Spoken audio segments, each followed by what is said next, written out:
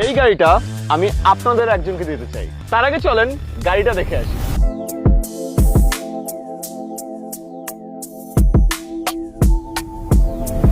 আপনাদের 5 জনকে আমি নিজে টেস্ট ড্রাইভে নিতে চাই। এর জন্য সিম্পল একটা কাজ করতে হবে, কমেন্টে জানান আপনি যেতে চান আর এই ভিডিওটা শেয়ার করে দিন।